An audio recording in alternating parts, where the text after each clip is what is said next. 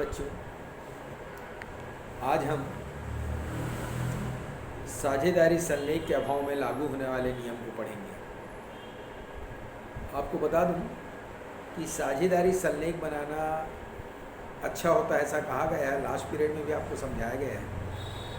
यदि साझेदारी व्यवसाय प्रारंभ कर दिया गया है और साझेदारी संलेख का निर्माण नहीं किया गया है और साझेदारों के बीच किसी प्रकार का विवाद उत्पन्न हो गया है, तो उस फर्म में, उस साझेदारी व्यवसाय में भारतीय साझेदारी अधिनियम 1932 लागू होगा और उसमें दिए गए 12 से 17 के बीच, धारा 12 से 17 के बीच जो प्रावधान दिए हैं वो फर्म पर लागू होंगे और जो भी विवाद है उनका निपटारा प्रावधान के आधार पर कर लिया जाएगा। देखिए कौन कौन से प्रमुख प्रावधान है 12 से 17 के बीच दिए गए प्रावधान में। धारा 12 से 17 के बीच जो प्रमुख प्रावधान हैं उसके आधार पर विवादों का निपटारा होगा।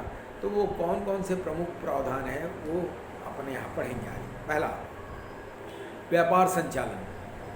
प्रत्येक साझेदार व्यापार का संचालन कर सकता है, उनके कार्यों में भाग ले सकता है। दूसरा, लाभ विभाजन। ध्यान से समझते जाइएगा। दूसरा है लाभ विभाजन। प्रत्येक साझेदार को बराबर बराबर लाभ का विभाजन किया जाएगा, समान अनुपात में लाभ का विभाजन किया जाएगा, भले ही उनके द्वारा लगाई गई पूंजी कितनी है। तीसरा, पूंजी पर ब्याज। पूंजी पर ब्याज नहीं दिया जाएगा, साझेदारों द्वारा लगाई गई पूंजी पर ब्याज नहीं दिया जाएगा।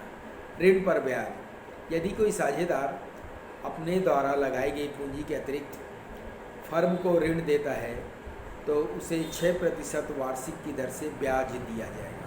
कितने प्रतिशत से? 6% वार्षिक की दर से ब्याज दिया जाएगा। वेतन एवं कमीशन। यदि कोई साझेदार सक्रिय रूप से अन्य साझेदारों की तुलना में फर्म में या साझेदारी व्यवसाय में काम करता है, फिर भी उन्हें किसी प्रकार का वेतन या कमीशन नहीं दिया जाएगा। निजी लाभ का हिसाब। यदि कोई साझेदार फर्म के नाम से निजी लाभ कमाता है तो उसे फर्म द्वारा वापस ले लिया जाएगा। हित का हस्तांतरण। हित का हस्तांतरण मतलब अपने भाग को किसी के दूसरे पक्ष में देना, ये हित का हस्तांतरण है। कोई भी साझेदार अपने हित का हस्तांतरण दूसरे साझेदारों की अनुमति के बिना नहीं कर सकता। नए साझेदार का प्रवेश। यदि पुराने सभी साझेदार सहमत हैं तो किसी नए व्यक्ति को फर्म में साझेदार बनाया जाएगा। फर्म की संपत्ति का प्रयोग।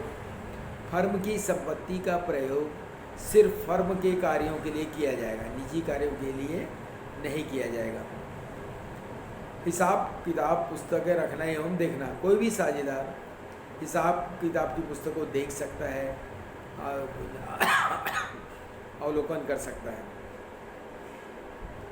निश्चित अवधि के बाद व्यापार चालू रखना। यदि एक निश्चित समय अवधि के लिए व्यापार बना है साझेदारी व्यवसाय, यदि वो अवधि समाप्त हो जाती है फिर भी वो साझेदार आपस में मिलकर उस व्यवसाय को चालू रख सकते हैं। ये एग्ज़ाम के दृष्टिकोण से बहुत इम्पोर्टेंट है।